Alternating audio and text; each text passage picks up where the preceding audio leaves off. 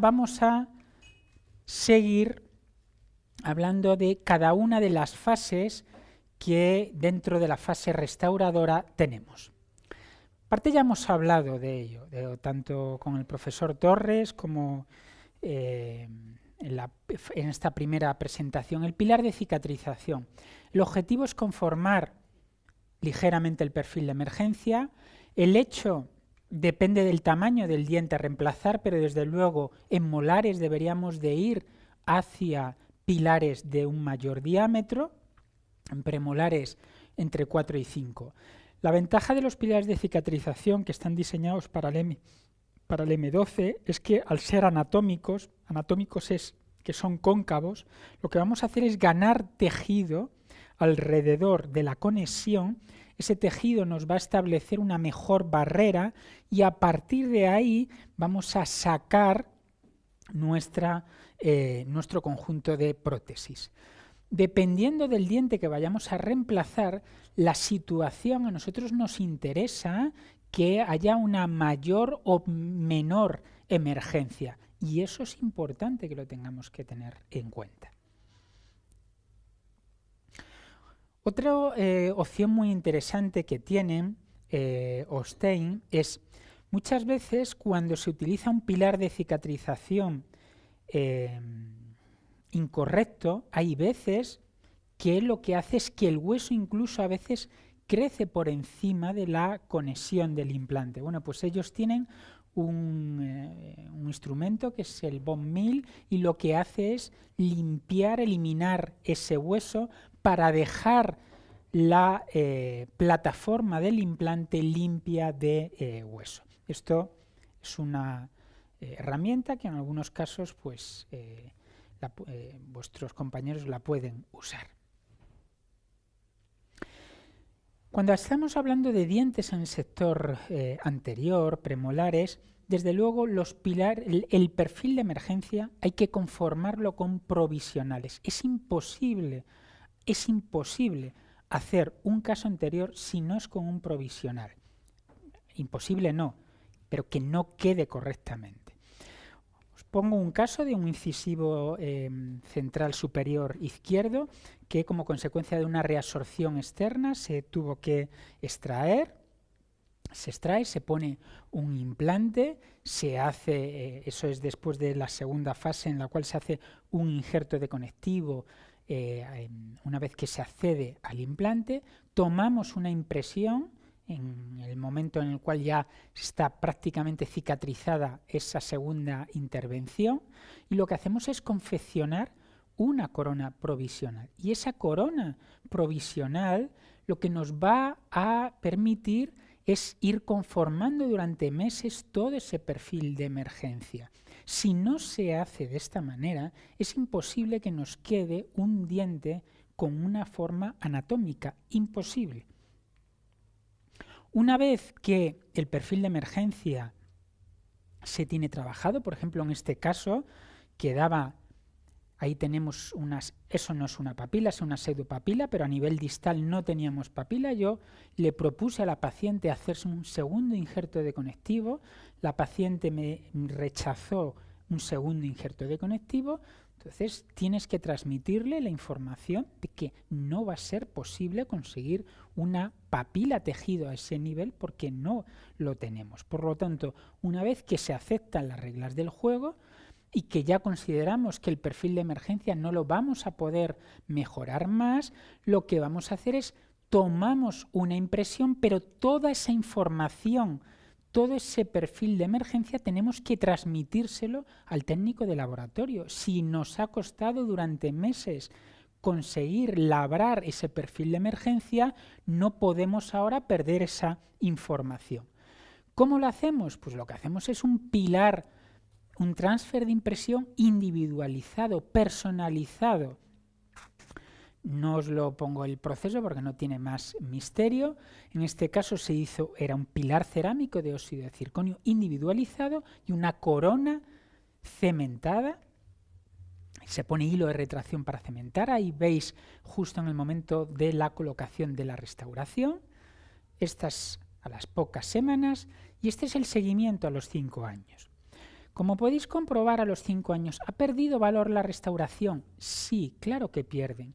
Nuestras restauraciones, nuestros tejidos, no están como el primer día. Solo y exclusivamente dice eso quien A, no tiene años de experiencia, B, no hace seguimientos o C, no lo monitoriza correctamente. Esta mañana decía el tema de las fotografías. El tema de las fotografías es muy importante. No suple otras pruebas, pero es esencial hoy en día para trabajar hoy en día, primero desde el punto de vista legal, pero segundo, yo aprendo mucho solo y exclusivamente analizando mis propios casos. Y aquí puedo ver pues claramente que ha perdido valor la restauración, la foto no está tuneada con Photoshop, es la realidad lo que ocurre.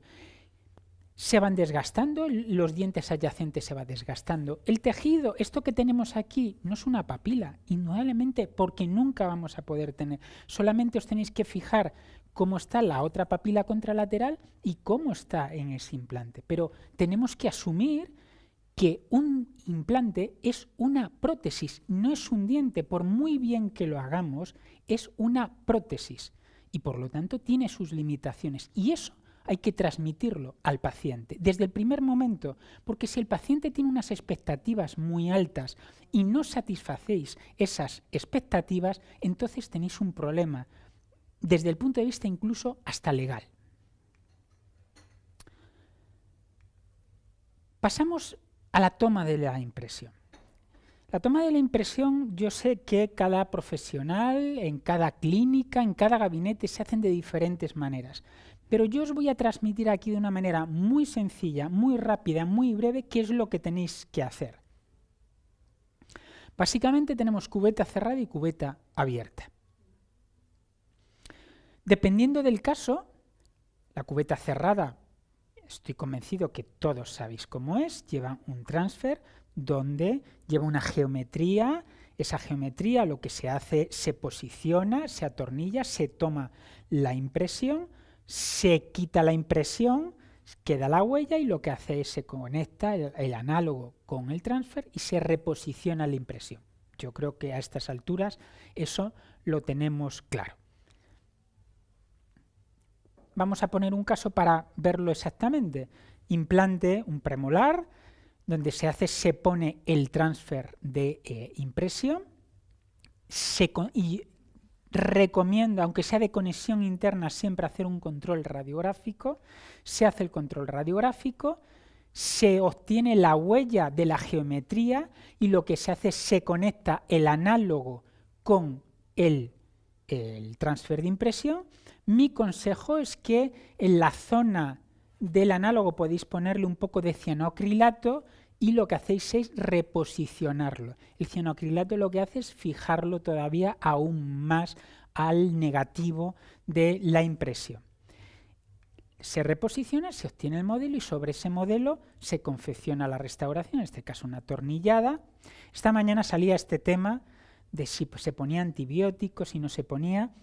Desde luego sí que no está claro hoy en día, no se sabe si es eficaz poner un antibiótico tópico o un simple gel de clorexidina. Yo personalmente creo que no deberíamos de poner antibiótico, aunque hay gente que pone terramicina, pero al menos sí que poner un gel de clorexidina. No va a hacer que el tejido vaya a crecer, pero lo que sí que estamos es evitando que esa superficie esté más contaminada. Es una simple cuestión de descontaminación. Y por supuesto, darle el torque. Y bueno, este es el caso, no tiene más misterio, un premolar. La otra opción es la cubeta abierta. La cubeta abierta, ya sabéis, lleva otra geometría, es más larga, es un tornillo largo, se tiene que perforar la impresión para que os salga el conjunto, eso ya lo sabéis. Dos implantes a nivel posterior, se ponen las geometrías con los tornillos largos y aquí hay una gran variante. Estos tornillos, cuando estamos hablando de cubeta abierta, los podemos ferulizar estos transfer. Como, por supuesto, siempre control radiográfico, lo que hacemos se feruliza, se hace un armazón con seda y con una resina, en este caso puede ser una resina fotopolimerizable o autopolimerizable de patrones, el típico Duralite, Picoplas o en este caso Sconlite, que es una resina fotopolimerizable. Una vez que se polimeriza, se prueba la cubeta, que lógicamente está perforada, se toma el material de impresión, polivinil silosano o bien un poliéter, sale los tornillos largos y se desatornilla, se elimina la cubeta, se quita la cubeta, se retira, se ponen los análogos y se confecciona las restauraciones. Ese es el control radiográfico. Bien, simplemente me he limitado a describir cubeta abierta y cubeta cerrada. Ahora bien, ¿qué creéis que es más, que está más indicado, la cubeta abierta o la cubeta cerrada? ¿Qué es más exacto? ¿La cubeta abierta con ferulización o la cubeta abierta sin ferulización? ¿Qué pensáis?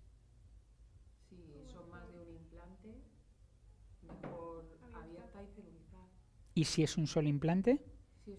Pues ahí ya tengo mis dudas. Pues depende de la apertura, por supuesto. Si una tiene una apertura pequeña no le puede ser una cubeta abierta. Porque todo por el destornillador. Básicamente. Pero tú tienes que saber, eso es una limitación que tú tienes que saber. Ahora, tú tienes que tener muy claro qué es más exacto y más preciso.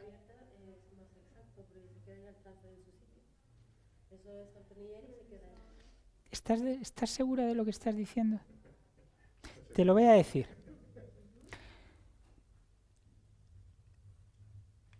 Te lo voy a decir porque te lo voy a demostrar, no por otra cosa, ¿eh? Mirad, nosotros, bueno, esto es un estudio que hicimos hace ya mucho tiempo, donde lo que hacíamos era simulábamos la conexión, simulábamos colocar varios implantes con diferentes angulaciones, con diferentes profundidades, una situación muy real, incluso había también 2 dientes. Y lo que hacíamos era comparar una técnica de cubeta cerrada, una técnica de cubeta abierta sin ferulización, una técnica de cubeta abierta con ferulización con resina y una técnica que no sé si conocéis, que es la técnica Free, que es una técnica de ferulización con una estructura preformada y con escayola. Es una técnica bastante compleja. Estos eran los resultados. Estas eran las distorsiones que se obtenían. Cuanto más alta es la barra del gráfico, mayor inexactitud hay. Como podéis comprobar, en todas las técnicas hay distorsión. Por lo tanto, primera cosa que os tiene que quedar claro, no hay una impresión, no hay una técnica de impresión perfecta al 100%. No hay ninguna. Ahora, hay diferencias. Aquí la distorsión es mayor que en esta. Estas 2 primeras barras es la cubeta cerrada y la cubeta abierta sin ferulización. Es decir, da exactamente igual. Son las 2 prácticamente igual de inexactitud. Estamos hablando de un caso múltiple, con diferentes alturas y diferentes profundidades. El que sea una cubeta abierta y se quede en la impresión no te está garantizando que no se haya movido. ¿Por qué? Porque de hecho tienes que tener en cuenta que ese análogo en la cubeta abierta sin ferulización está cogido por menos material de impresión. Está abierto por arriba y está abierto por debajo. Por lo tanto, como el implante esté muy enterrado, la cantidad de material que rodea ese transfer de impresión es muy pequeño. Si es muy poco, el transfer se mueve. Por lo tanto, ese argumento que me has dado no es válido. No porque sea una cubeta abierta es más precisa. Y en una cubeta cerrada, en cuanto hay mayor angulación, es muy difícil que no se rasgue, que no se distorsione. ¿Cuáles son las 2 que obteníamos menos distorsión? En la técnica de cubeta abierta con ferulización, donde estamos bloqueando la posición de los transfer, y en la técnica Free, que es una técnica muy compleja de ferulización, pero era la que nos daba mejores resultados. La técnica Free es una técnica muy compleja donde hay que montar un lío, hay que poner escayola dentro de boca. No es una técnica operativa. Pero por supuesto, entre utilizar una cubeta cerrada, una cubeta abierta y una cubeta abierta con firolización, os pongo un caso límite de muchos implantes, desde luego la cubeta abierta con firolización claramente es una técnica superior, donde el grado de distorsión es inferior. Por lo tanto, en cubeta cerrada, en unitarios, te da igual que sea abierta o cerrada, porque estamos obteniendo el mismo grado de distorsión. Ahora, ¿de qué depende? Fundamentalmente yo, cubeta cerrada, recomiendo en casos unitarios. ¿Por qué?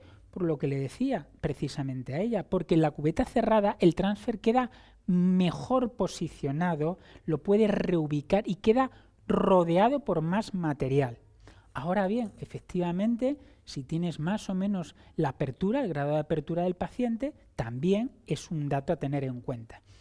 Pero en el momento que ya haya 2 implantes, desde luego, siempre cubeta abierta con firolización, porque ahí es donde radica el éxito del tratamiento. Yo siempre digo que hay 2 días claves en el tratamiento con implantes. Uno, desde luego, es la planificación y el día de colocación, y desde el punto de vista de la restauración, el día clave es el día de la toma de impresión. Eso, una vez superado esos 2 días, el tratamiento está prácticamente casi al 100% ejecutado. La toma de impresión es clave y eso lo tenéis que tener claro, las distorsiones que se van a obtener con cada técnica. Creo que ha quedado suficientemente claro. ¿Sí?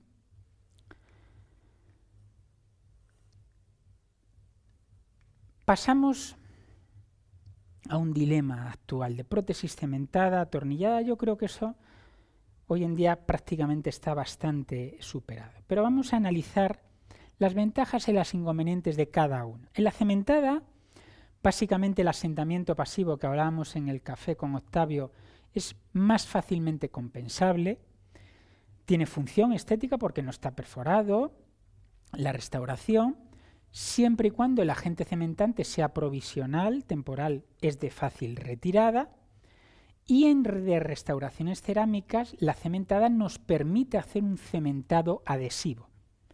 Un cementado adhesivo tiene unas peculiaridades diferentes de cuando estamos hablando, no es solamente utilizar un cemento de resina. El cementado adhesivo implica algo más que el uso de cemento de resina. Inconvenientes, pues lo hablamos también con el profesor Torres, fundamentalmente los restos de cemento. Los restos de cemento, el cementar en boca, especialmente cuando el diseño del pilar no es correcto, cuando la línea de terminación no la tenemos correctamente monitorizada en una zona subgingival, sabemos, incluso ya hay alguna publicación, que relacionan los restos de cemento con el desarrollo de una periimplantitis de forma tardía. La recuperabilidad es difícilmente predecible siempre y cuando el cementado sea con un cemento de resina, y si hay problemas nos va a implicar romper la corona o perforarla hasta que encontremos el acceso al tornillo. En la atornillada, básicamente, tenemos la ventaja de la recuperabilidad, es la fácil retirada la que tenemos. Y desde luego otra gran ventaja es que nos requiere menos espacio restaurador, menos espacio prostodóncico.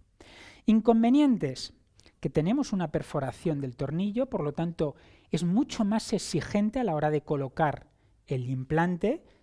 Queremos o bien que salga por palatino o que salga en la zona oclusal. Por lo tanto, tendría una pobre estética. Es indudable que a nadie le gusta tener un agujero en el molar, no pasa nada, pero desde el punto de vista objetivo tiene peor estética. Esto lo discutíamos en el café. O sea, es desde el punto de vista muy purista, es prácticamente imposible lograr un ajuste, entendiendo, Dani, por un ajuste libre de tensión. Eso es mucho más complicado. Resulta mucho más difícil compensar diferencias en la posición de los ejes y nos es mucho más exigente la colocación de las fijaciones. ¿Qué sabemos de la prótesis atornillada? La prótesis atornillada tiene más complicaciones técnicas. De hecho, yo os recomiendo que os leáis esta revisión sistemática de nuestros compañeros de Zurich, de Irena Seiler, Christoph Hammerle, donde hacen una revisión sistemática, donde analizan las ventajas y los inconvenientes de la prótesis cementada y atornillada. ¿Qué es lo que nos dice? Que la prótesis cementada da más problemas biológicos, se relaciona con mayor pérdida ósea, se relaciona incluso con un mayor fracaso de implantes, pero tiene menos complicaciones técnicas.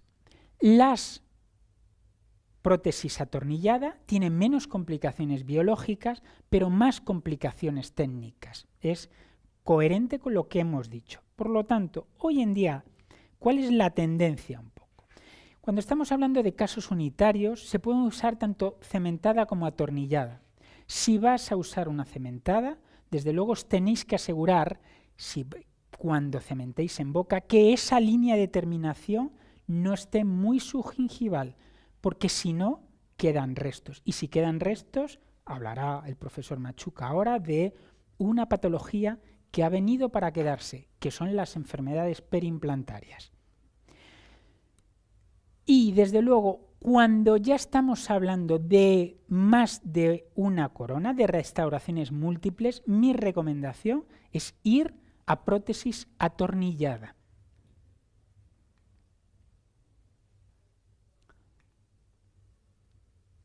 El mantenimiento. Hablará el profesor Machuca, pero yo voy a dar 2 pinceladas. Esto vosotras sé que lo hacéis muy bien, tenéis los conocimientos, es vuestro campo, pero también os digo que tenéis todavía una gran labor por hacer, porque el paciente tiene la idea de que una vez que se coloca el trabajo no hay por qué mantenerlo, que no va a tener complicaciones y hay que hacer una labor pedagógica de informar al paciente, pero desde el minuto 1, que requiere un mantenimiento, una limpieza. También los técnicos de laboratorio hay que darles también formación, hay que hacer prótesis higiénicas y nosotros, por supuesto, los clínicos, también tenemos que tener claro que una prótesis sobre implantes tiene que ser higienizable, si no va a dar problemas. Eso muchas veces implica sacrificar algo de estética, pero estamos hablando de prótesis, no son dientes, es una prótesis. ¿Cada cuánto tiempo hacemos las revisiones? Pues esto también ya lo sabéis, es decir, depende del tipo de paciente. No a todos los vamos a tener cada 3 meses, algunos sí, otros no. Ya sabéis el famoso algoritmo de Land, de Tonetti, donde en función de una serie de variables nos dice si el paciente tiene que venir cada 3, 6 o una vez al año.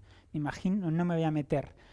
Pero si no, tenemos problemas de estos. Y yo estoy convencido que esto, desgraciadamente, lo vemos cada vez más.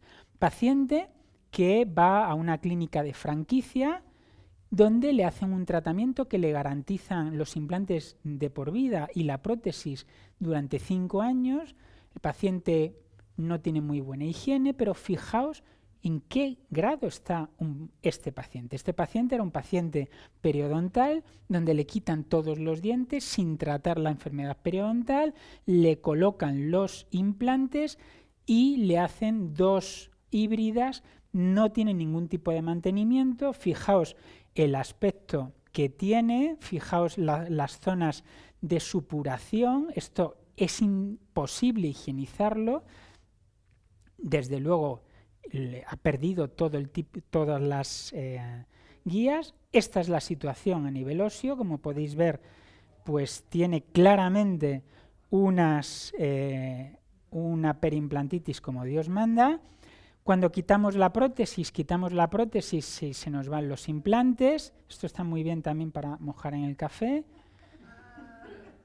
De manera que a este paciente pues hay que quitarle implante, regenerar y desde luego, hay que hacerle un tipo de prótesis que el paciente se pueda higienizar, limpiar y terminamos con una sobredentadura, si se porta bien y se mantiene, y si no, terminará con una completa, obviamente.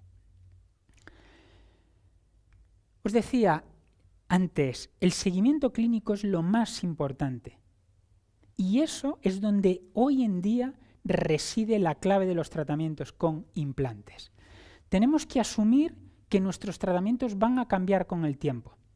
No sé por qué pensamos que nuestros casos van a estar como el primer día. Esto es una rehabilitación que ha cambiado al cabo de los... ¿Está en boca? Los criterios de éxito ligados a la supervivencia nos dice que hemos tenido éxito, pero claramente ha habido un sobrecrecimiento, pierde valor, en este caso incluso hasta los dientes se van desgastando. Eso es lo normal que ocurre con nuestros tratamientos y eso hay que avisarlo al paciente. Sabemos hoy en día, que la prótesis sobre implantes da más problemas que la prótesis convencional. Y eso está archidemostrado. Sabemos que a los 5 años,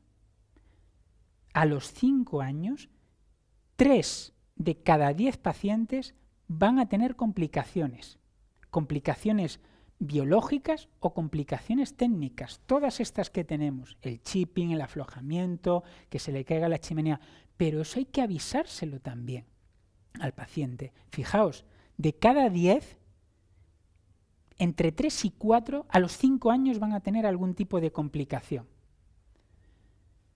Complicaciones de este tipo, una mucositis, que bueno, se puede resolver, o ya si hay pérdida, una perimplantitis. No me voy a meter porque si no le robo. Pero complicaciones mecánicas, chipping, saltura cantilever, eso ocurre. Y estoy convencido que lo tengo yo en la consulta, lo tiene Guillermo, lo tiene Dani y lo tenéis vosotras en la consulta. Y esto no es que seamos ni mejores ni peores, eso es, hay que informar al paciente que es posible y desde luego si tomamos las decisiones incorrectas, una cosa es una complicación y pasar a un fracaso, que hay una pequeña línea, es muy pequeña la línea, pero tenemos que tener claro lo que podemos considerar normal y lo que no. Luego hay zonas también que no se hablan, pero son zonas especialmente menos estables. El sector anterior es una zona menos estable. Cualquiera que tenga un poco de experiencia y que lleve unos cuantos años sabe que una corona sobre implantes en el sector anterior, especialmente cuanto antes se ponga el implante, con el paso de los años es muy probable que quede en infraoclusión. ¿Por qué? Porque los dientes tienen una erupción continua. Los dientes bajan el implante, no. Fijaos dónde estaba la corona sobre implantes y dónde ha quedado 10 años después. Y eso ocurre, y eso hay que tenerlo en cuenta. ¿Cómo ocurre? Yo lo siento por ti porque has dicho en la comida, te he estado escuchando, yo estaba muy callado, pero tienes que tener en cuenta... Me he enterado de todo, llevo desde las 9 menos 5 ahí sentado y me he enterado de todo.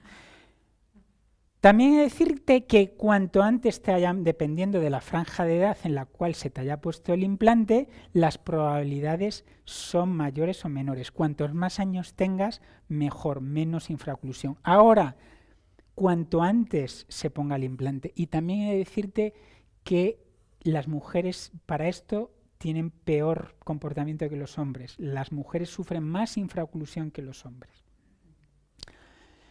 Y luego también otra cosa que nunca se habla en los cursos sobre implantes y es la pérdida de puntos de contacto. Esto es un clásico que nunca se habla, pero es una realidad que tenemos todos los días. Y no sé por qué no se habla, pero es altamente frecuente, y además así lo demuestra, que tú dejas un punto de contacto cerrado y a los 4 años, el mismo caso, y no estoy mintiendo en los seguimientos porque no tengo ninguna necesidad de mentir, no tengo ninguna necesidad de ser un conferenciante importante, lo que quiero ser es un conferenciante útil, pero fijaos que ha pasado tiempo, las chimeneas están más envejecidas. ¿Y qué ha pasado? Se ha abierto el punto de contacto. Se ha abierto el punto de contacto y ha hecho una bonita caries en la zona distal. Y eso ocurre. Y ocurre muy frecuente. En el momento que no monitorizamos el paciente, que no viene a revisión, que no controlamos la oclusión, en el momento que le hagamos un composite en la parte de arriba, que ya estemos cambiando la oclusión, es muy frecuente que tengamos la pérdida de puntos de contacto. Conclusiones. Vosotras jugáis un papel fundamental en la prótesis sobre implantes, esencial. Primero, como se ha visto, al asegurar la operatividad del gabinete, como ha enseñado el profesor Torres, pero desde luego ayudando a aplicar procedimientos y protocolos de calidad. Por otro lado, las complicaciones son inherentes y tenemos que prevenirlas. Y para eso también hay que educar al paciente, no solamente instruyendo la higiene, sino informando. Y para eso vosotras jugáis un papel esencial. Y desde luego, para que el trabajo funcione y sea estable a largo plazo, desde el punto de vista quirúrgico y prostodóncico, es esencial hacer exámenes de seguimiento y mantenimiento. Y eso también hay que informar desde el primer momento. Y con esto, mi sección ha concluido.